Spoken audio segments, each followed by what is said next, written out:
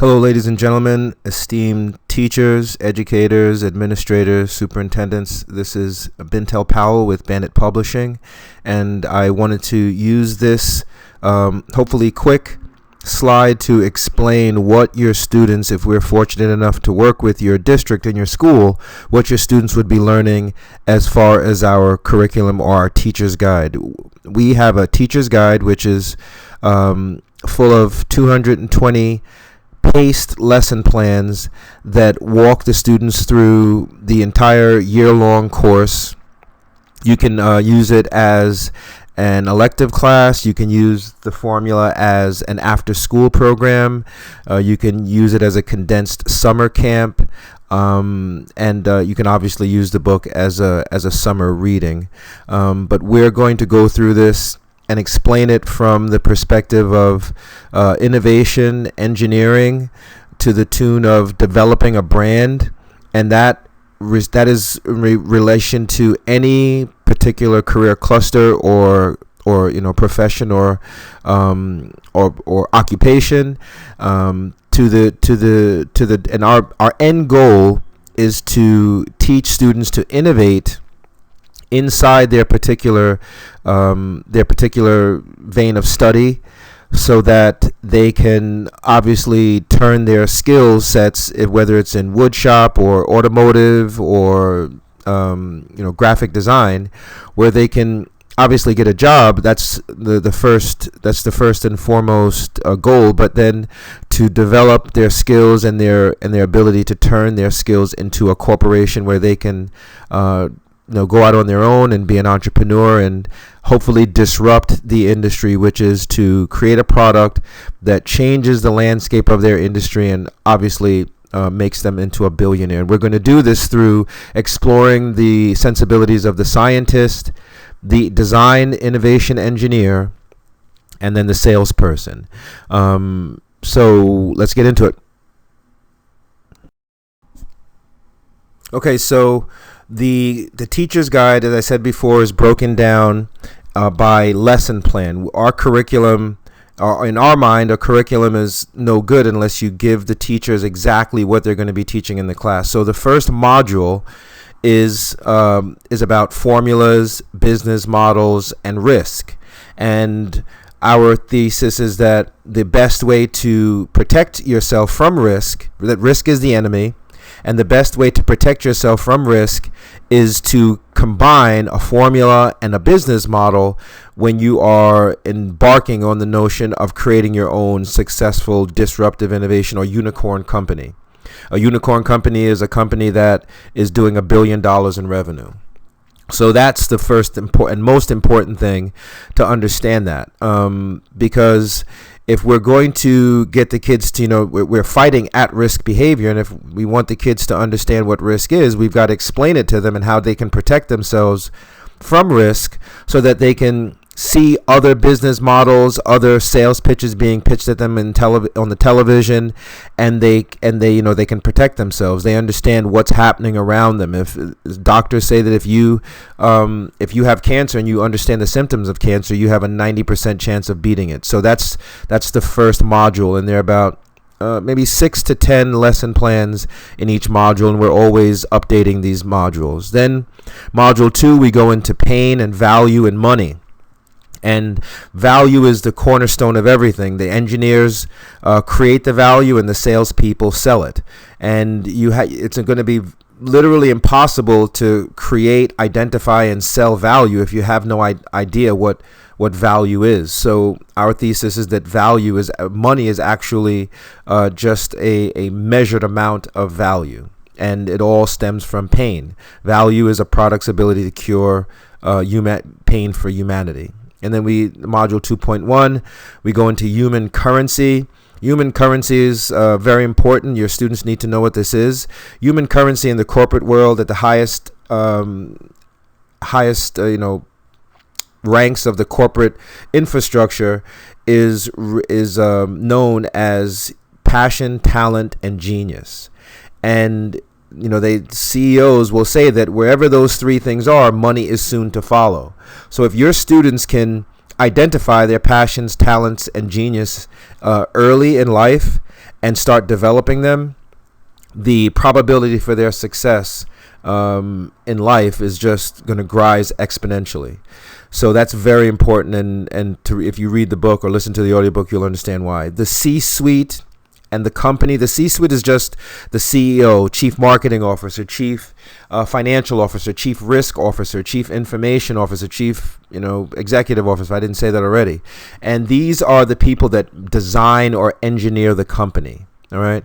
And the students, once they realized, we set their expectation on being inside the C-suite, which is now only discussed in the Ivy League because that's where, they believe that they create C-level employees. We want to turn that dynamic over on its head, and we want all kids to have an understanding of what the C-suite is and how they can use those different roles to create their own company. Module 3 is the scientist, the design engineer, and the salesperson. All great entrepreneurs have the ability to operate with those 3 caps. They can discover like a scientist, they can design like an engineer, and they can sell these designs all over the world using business models. So your students need to understand the difference between a discovery and an innovation. That's critically important. And we make sure that we run the students through drills so that they can understand when they're in their science mode, and when they're in their design engineering mode, and when they're in sales mode. It's critically important to understand the mentality of those 3 sensibilities, because in a corporation they all work together, and when they do, the company is moving at optimal levels. Logic and innovation. Logic is the basis of innovation. Computer programming and computer coding is an example of logic, and we have a proprietary logic statement that we can use to teach the students how to think like an innovator, and most important, they can reverse engineer, which is a critically important skill set to have, the innovations of other great entrepreneurs, and they can figure out how they came up with their ideas, and then they can start innovating and copying that thought process. So we're actually teaching them how to watch themselves think like an innovator. Infinitely important when it comes to technology and innovation.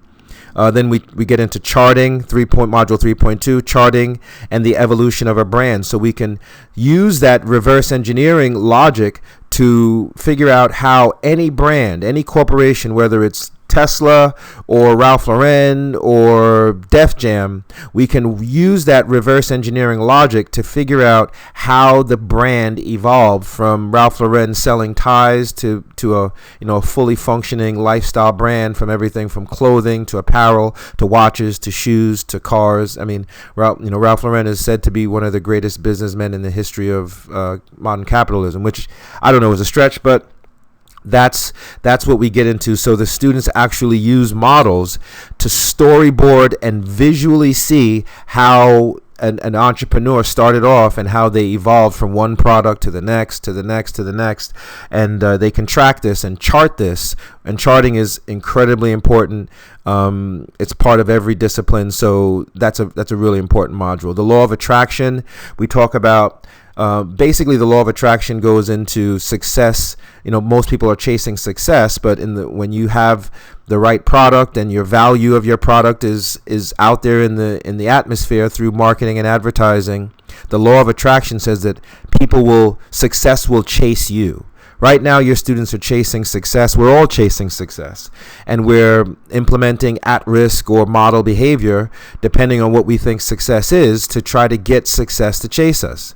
And your students need to understand that, because right now the media is telling them that that at-risk behavior is going to attract success to them, and when it doesn't, they're confused because they see other models of behavior on television using that same at-risk behavior and wildly successful. So when it doesn't work in their life, it's very confusing, not just for children but for adults. So For them to understand that at a very young age really sets them head and shoulders above other folks, especially inside their particular disciplines. Business success and relationships, we go into the elements of the formula, and arguably, I mean, the oldest wisdom in business says that success in business is all about the right relationships, right? So that will give your students an understanding. There's chapters in the book that goes into different types of relationships. When the students start engineering their business models, they will understand the difference between a valuable relationship and an invaluable relationship, and how to attract those relationships to them using the principles of Module 4. The CEO's agenda. CEOs are all focused on about 3 things. And your students would understand what the CEO is focused on, why the CEO's agenda, those 3 agendas, help the CEO to make the company move faster, creating more capital. And the students would then see themselves as a business, as a CEO, and they would have the same agenda in their life, and then they would act accordingly. They would model themselves after a company. So basically, your students are going to see themselves as a corporation inside whatever area that they decide to go and study, whether it be poetry or the spoken word or engineering, technology. They're going to be applying engineering practices to turn themselves into a corporation. Primary versus secondary is just talking about the different types of products, and basically the theory here is that when all successful CEOs sell themselves and their product as a package deal. So when Ralph Lauren is selling clothes, he's selling himself and his shirts or his pants or his t-shirts or whatever. When Beyonce is selling her music, she's selling her image and her music as a package deal. Okay, so your students need to understand that. They need to be able to see that in marketing and advertising, and they will design their own TV commercials that are going to be reflective of that theory and that strategy. Scarcity, which is a basic economic principle that says if you have a product and there's a little bit of it, and you only make like in cryptocurrency, it's very apparent. Scarcity is the basis of cryptocurrency, and it's a basis of economics. So the students will see that the more valuable the product and the less of that product there are available on the market, the more the price goes up, and that's a function of scarcity. Module 9, the students will go into time and how time affects business, how they are a product, and how much time it takes to bring them to market. They will see themselves as a product. They will see the school as a money machine. This is the theory, is that all companies are made of 2 parts, the part that engineers the product and the part that sells it. So the teachers are engineering human products and students, and the guidance counselors are selling them to colleges and corporations that will hire them maybe right out of high school. So essentially the school is a money machine as well. And all of this is a function of time.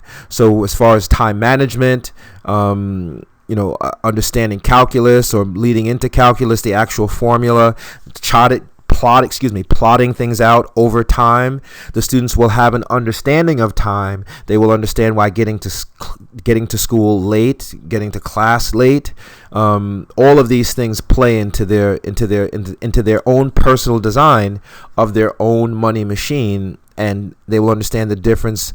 They will understand the correlation of managing time to risk, which is critically important. Change.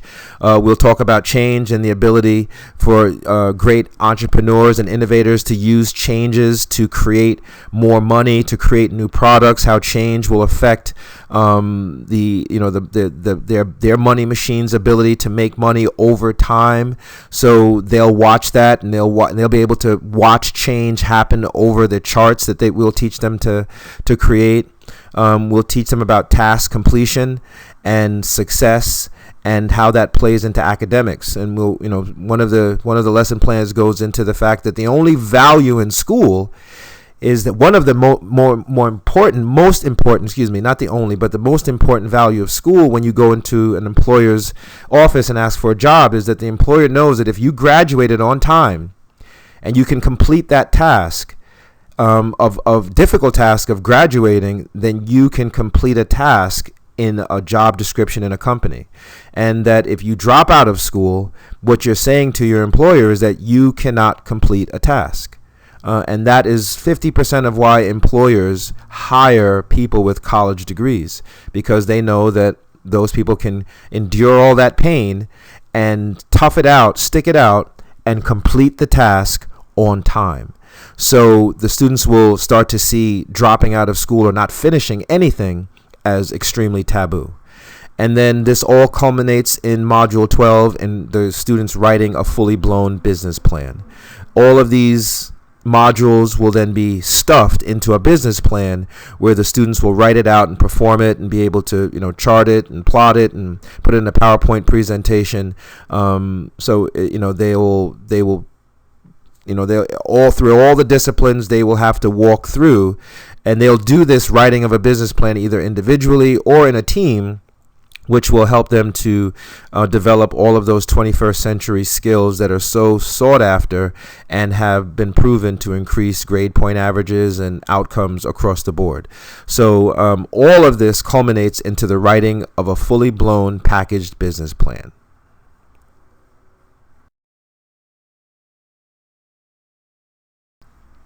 So I want to thank you, ladies and gentlemen, for taking the time to listen to this, hopefully what you believe is a quick presentation. There are lesson plans that I send out as samples to give folks a more micro understanding of what is inside the modules, and I'd be happy to send those out. I'd be happy to talk with administrators and do a Zoom call to explain exactly how we translate this proprietary technology, how it translates to real design engineering from and very innovation centric. The value of teaching students about disruptive innovations and unicorn companies, why entrepreneurship, this mixture of engineering and entrepreneurship is a I don't want to say deadly, but a very effective combination. Very deadly combination as far as engaging students, whether at risk or model students, honor roll students, and how we've been pioneering this genre for the last 15 years. I really want to thank you, ladies and gentlemen, for listening to this. If you have any questions, please feel free to give me a call. Bintel Powell, founder and CEO of Bandit Publishing, 516-902-9837. We look forward to working with your school soon.